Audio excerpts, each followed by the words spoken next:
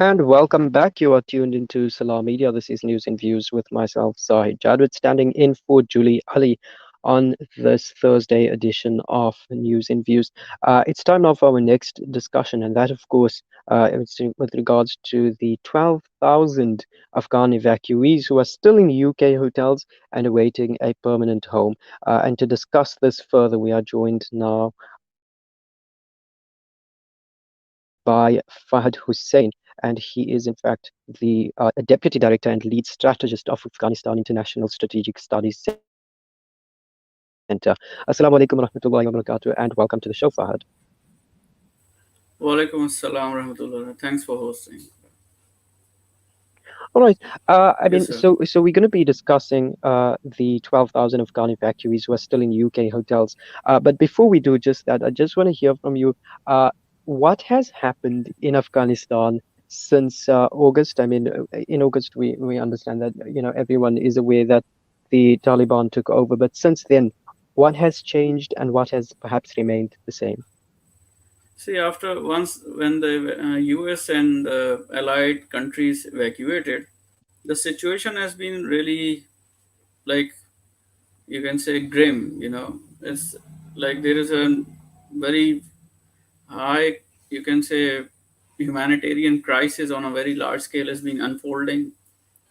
And why? Because the winters has already been onset of the winters. The people are really right now in dire condition. They require food which are in really far in a short supply. It's hard to find even general medicines. Forget about the medicines for the chronic illness.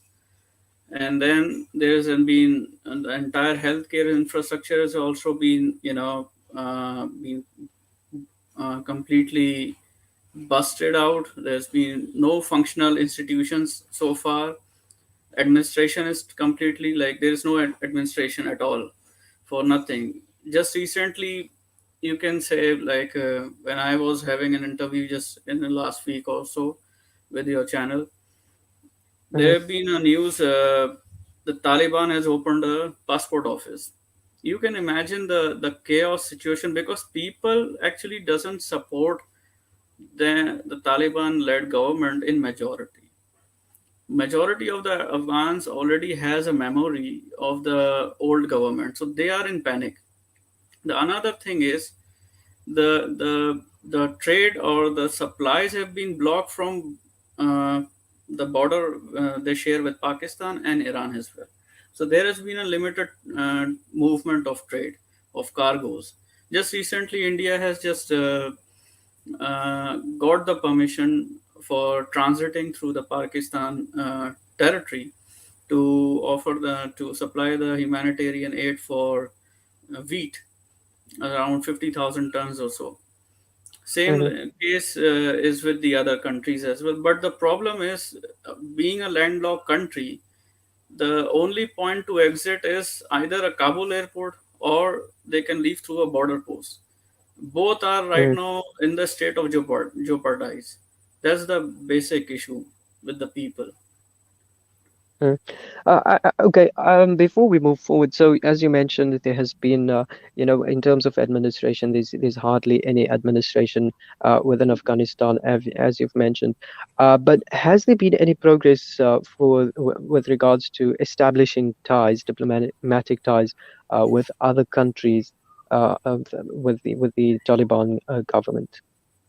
There have been progress, actually. The process is, there have been progress being made through Pakistan. The embassy, the Afghan embassy, which was in Islamabad earlier, was under control with the Islamic Republic of Afghanistan. They have been handed over to the Taliban administration so far.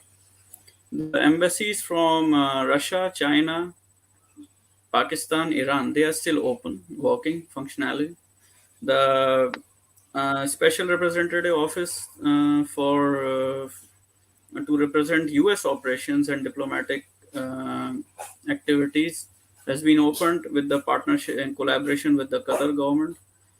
EU has also have declared to open one of their representative offices and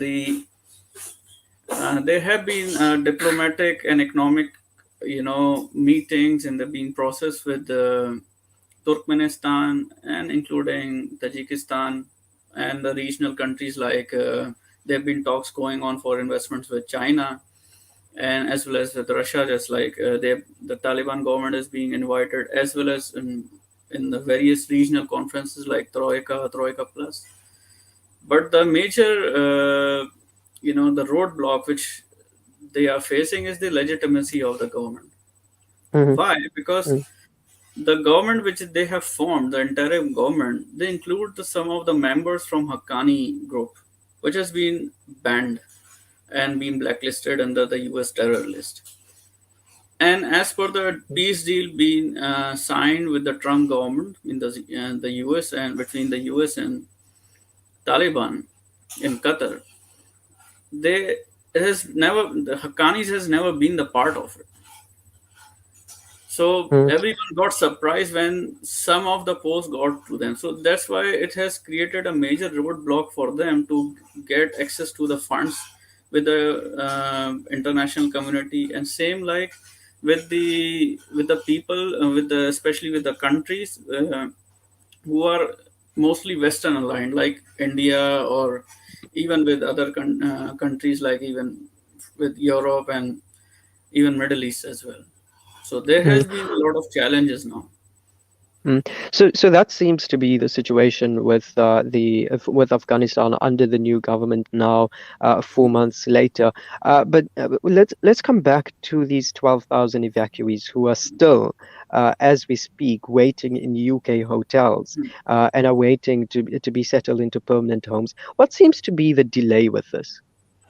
See, we need to understand one thing, that the evacuation was done in a very unplanned and in a very haphazard way. Of the like there has never been a proper coordination which must have been set up among the allied countries, especially like you can say with the Afghan government along with the US should had communicated with to all the allied and the partner countries.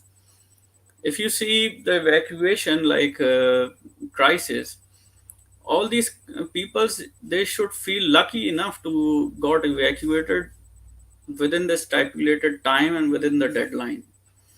But the people, those who got stuck right now after the evacuation deadline got over from Mm, September onwards, then you can see that vast difference between the condition of the people currently who want to evacuate just on the reasons of health grounds or economics or maybe business or politics or on due to social reasons. But if you see these lucky Afghans who got evacuated by UK, it's a huge mm, task because there has never been a planning that no one was expecting that they have yeah. to evacuate thousands of Afghans and they have to host them, they have to resettle, relocate them, and to restart their life. So I think Afghans should be patient now enough, and they should appreciate the efforts being made by the Western countries, especially UK government, that it will take time, but yes, at least they are far safer and they are far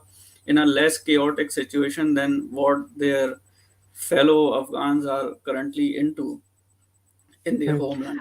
Yeah.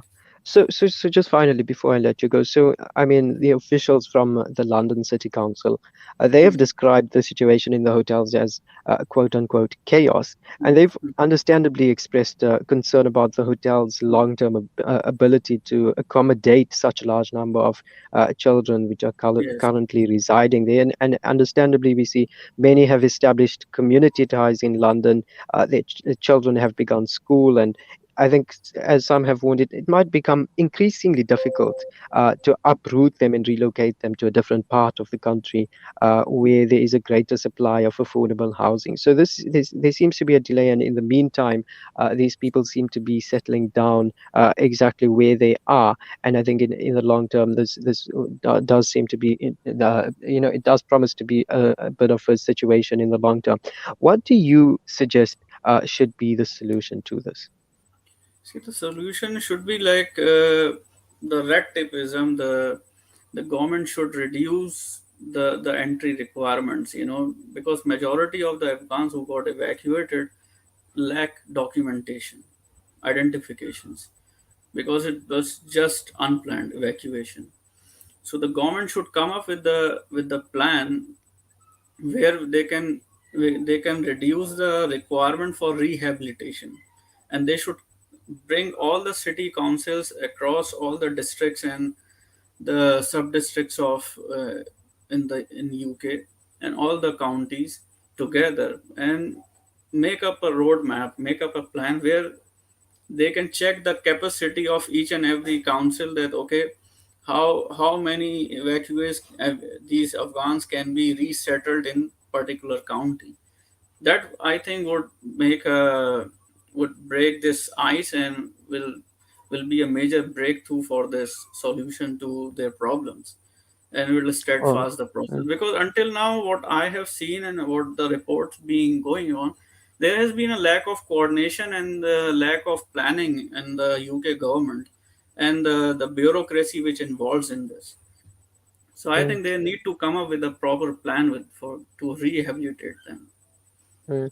And I think they should come up with such a plan with absolute urgency, if this this matter is to be resolved. But I think let's leave it there for now. Thank you so much for your time. Welcome, thank you so much. That was Fahad Hussain, Deputy Director and Lead Strategist of Afghanistan International Strategic Studies Center, rather, speaking to us about the dire situation, should I say, of Afghans within the country of Afghanistan, as well as those who've been evacuated and now await to be resettled in the United Kingdom, for example, because as we speak, around 12,000 Afghan refugees are set to usher in the new year in hotels, and as the UK government seems to be struggling to persuade enough councils to look for permanent homes for these people. So hopefully this is something that is addressed with urgency and is resolved in due course. But that's where we'll leave that for now. We take an ad break, and when we get back, we will continue the discussion. Please do stay tuned.